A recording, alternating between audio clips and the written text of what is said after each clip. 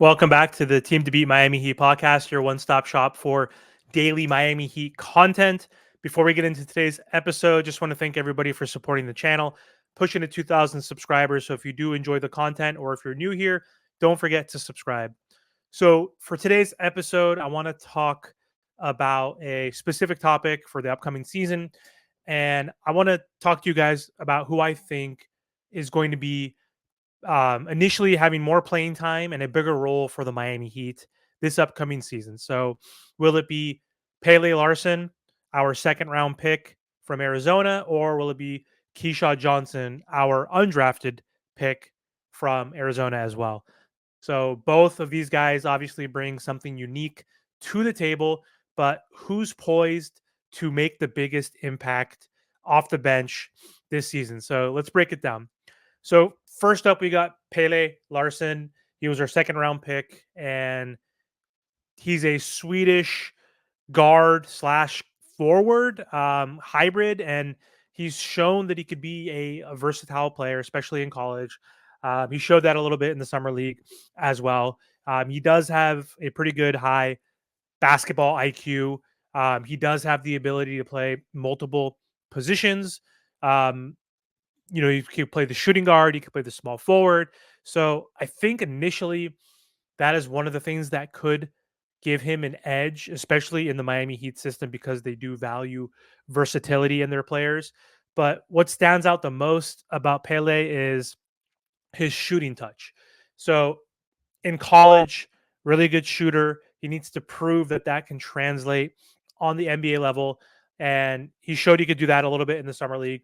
So the Miami Heat have always thrived with sharpshooters and are always looking for that next guy who can spread the floor for the Miami Heat. And again, in college, Larson's consistency from beyond the arc was a game changer for his elevation.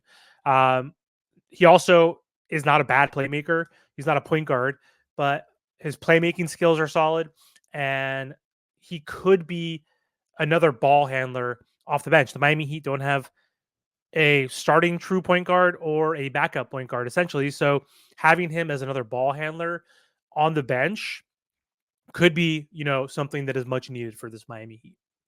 So on the flip side, Keshad Johnson, he is super athletic. We know he can jump out of the gym, and he is 6'6", 6'7". He's a forward, and he brings a ton of energy, especially on the defensive end. The Heat culture is built on grit and grind and hard work and tenacity, and Keshad fits that mold perfectly, especially from a defensive standpoint. His ability to guard multiple positions is huge. Like, he could literally probably guard 1 through 5. He's quick enough, athletic enough to guard the guards, and then he's strong enough for sure to guard at the 4 position. So he could be our small ball 4, or he can play as one of our small forwards, maybe behind Hawkes.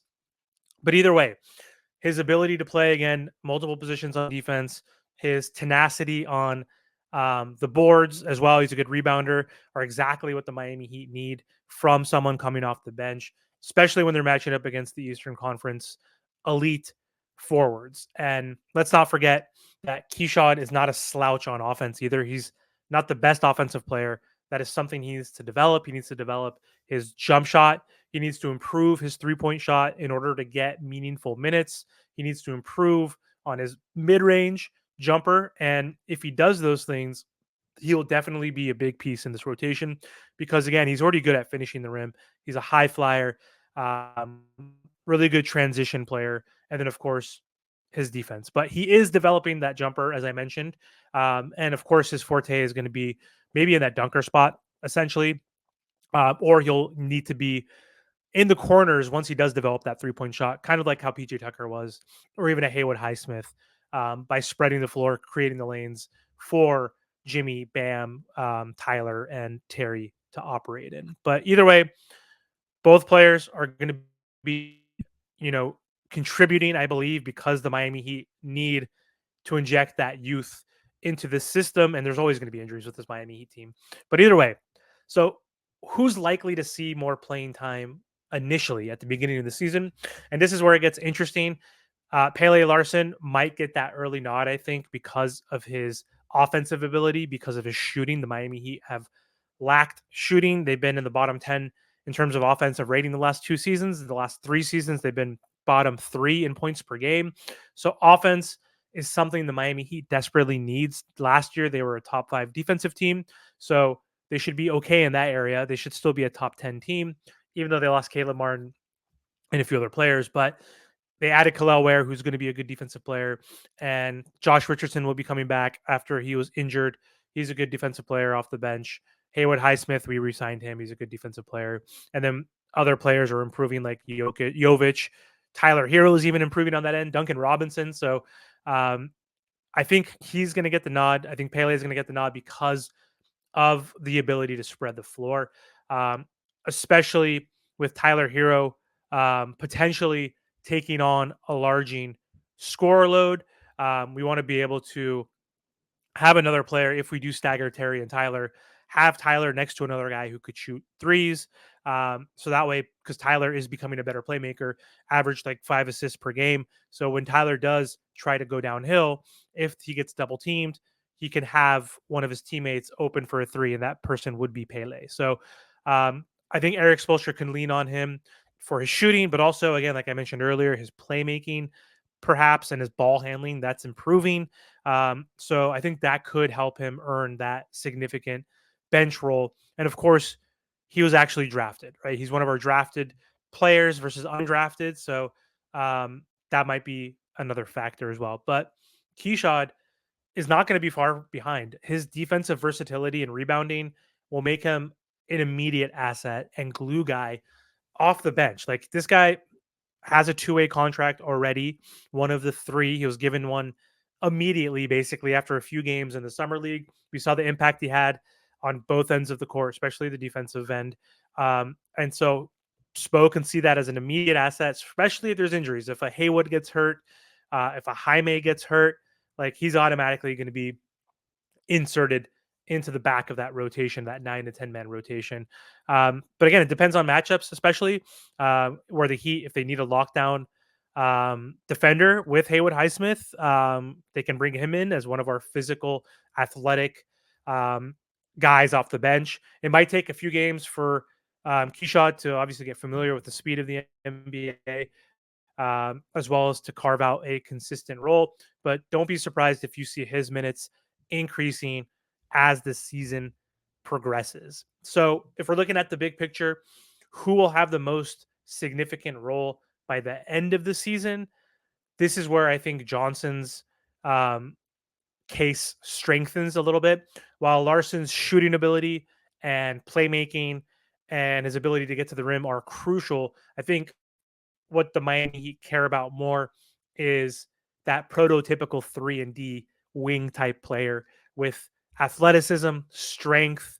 Again, Pele's not a bad defender himself. He's actually a pretty good defender, but Johnson's defensive prowess and ability to contribute in transition could make him a more vital piece, especially as the Heat gear up for that playoff run next season. And we don't have many athletic guys. Losing Caleb Martin, he was one of our most athletic guys. So having Keshad in there as a super talented, athletic guy on our team, who's going to be the most athletic guy on the team by far now, could be super valuable for the Miami Heat next season. But before I close out, in the end, I think both Pele and Keshad, both were really good friends. Obviously, they played in Arizona together, so cool that they get to play on the NBA stage together as rookies in a perfect environment and organization which develops players. I think they're both going to bring the valuable skills that the Miami Heat need this offseason. And again, initially, Larsson might get the nod, might get more minutes because of his shooting ability. But don't sleep on Keshad. I think Keshad, as the season progresses, is going to become a crucial glue guy and defensive piece in our back end of our rotation in high stake games. I think he's going to earn that trust like Jaime Jaquez Jr. earned throughout last season as a rookie. So let me know what you guys think about the video. Do you think Larson's going to have a bigger impact in more minutes? or do you think it's going to be Keshad by the end of the season? But also, who do you think at the beginning of the season is going to get more time? Let me know. And thank you guys for watching. Don't forget to subscribe to the channel, and I'll see you guys soon.